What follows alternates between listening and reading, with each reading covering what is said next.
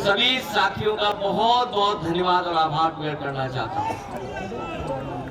ये जो चुनाव होने जा रहा है, ये बहुत ही विशेष परिस्थितियों में चुनाव है। यहाँ के जितने और यहाँ पर हमें याद है, बहुत सारे साथी समय समय पर कहते थे कि भारतीय जनता पार्टी और कुछ लोग इस कोशिश में है कि चुनाव हो जाए। मैं बात उस समय स्वीकार नहीं कर रहा था, लेकिन जिस तरीके से कार्रवाई सरकार ने की और जिस तरीके से झूठे मुकदमे लगाए गए, उसकी वजह से आज हमें और आपको चुनाव के बीच में जाना पड़ा है। ये चुनाव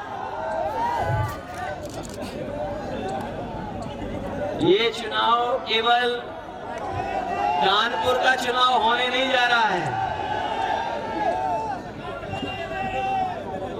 ये चुनाव, जब मैं और आप यहाँ पर मैदान में मिल रहे हैं, तो बहुत सारे लोगों को जानकारी हो गई होगी कि सुप्रीम कोर्ट का अभी बुलडोजर पे फैसला क्या आया है, ने क्या टिप्पणी की है, और इस सरकार का जो बुलडोजर प्रतीक बन गया था, उसके खिलाफ जो टिप्पणी की है और सुप्रीम कोर्ट में जो लाइनें रखी गई हैं, फैसला आया है, उसको स्वीकार करें, उसको बधाई देगा। मैं इस मौके पर जो सुप्रीम कोर्ट का फैसला आया है सरकार के खिलाफ, उसका धन्यवाद देता हूं, बधाई देता हूं। और वो जो लाइनें पढ़ी उन्होंने, जिस तरीके से घर तोड़ा गया था बुलडोजर से, उसके खिलाफ कोर्ट में गए और उसके बाद जो जजमेंट आया है, ऐसे कम फैसले होते हैं जहां पर सरकार को जुर्माना देना पड़ता है। क्या कोई सोच सकता है कि सुप्रीम कोर्ट ने सरकार पर 25 लाख का जुर्माना लगाया है, न केवल तोड़ने का काम किया है। जो घर तोड़ना, हमारे आपके विधायक रिहा होकर के आपके बीच में आएंगे और जो पहले जिस तरीके से काम करते थे उसी तरीके से काम करेंगे। और जिन परिस्थितियों में चुनाव हो रहा है, आज उनकी पत्नी जो कभी चुनाव में नहीं निकली बाहर, कभी पब्लिक कार्यक्रमों में नहीं पहुंची, लेकिन सोचो परिस्थितियों ने क्या परिस्थिति पैदा की कि आज समाजवादी पार्टी ने उन्हें अपना प्रत्याशी बना करके इंडिया गठबंधन के सहयोग से आपके बीच में चुनाव लड़ने के लिए पहुंचाया है। मैं जानता हूं ये आधी आबादी का भी नेतृत्व कर रही हैं। ये न केवल जीतेंगी बल्कि रिकॉर्ड मतों से जीतने जा रही हैं।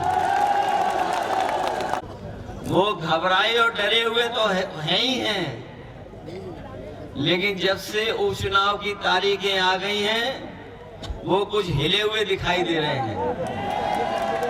जनता पार्टी 100% चुनाव हारने जा रही है और सीटों की गिनती से बोलूंगा तो मैं इस बार 9 की 9 सीटें हारने जा रहे हैं।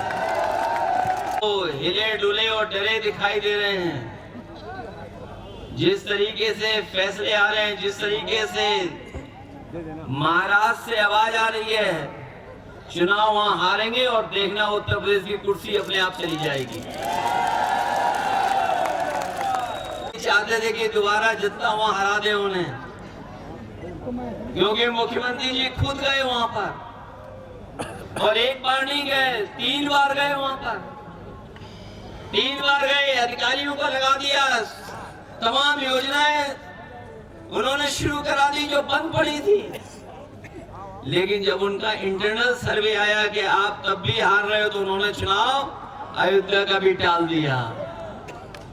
ये चुनाव बताओ कब होना था आपके बीच में? आज कौन सी तारीख है? इसी दिन इन्हें चुनाव हारना था, लेकिन चुनाव टाल दिया इन्होंने। पहुंच गए।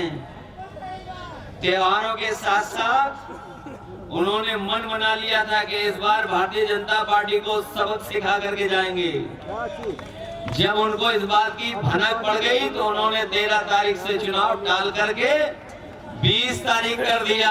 अगर 20 तारीख कर दिया तो कानपुर वाले लोग इतना हैं कि 13 का हिसाब पूरा का पूरा 20 तारीख को करेंगे।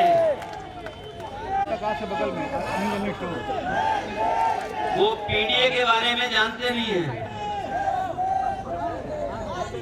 वो कह रहे हैं कि पता नहीं क्या पीडीए है, उनका फुल फॉर्म जो पीडीए का बताया तो मैं बहुत सोचता रहा, ये बताओ एच कहां से आ गया इसमें।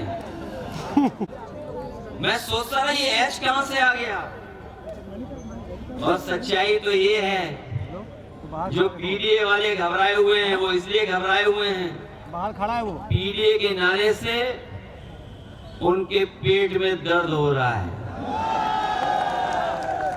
पीडीए मतलब पेट में दर्द हो रहा है नारे से। ये जब से पीडीए का नारा चला है, परंपरा ये है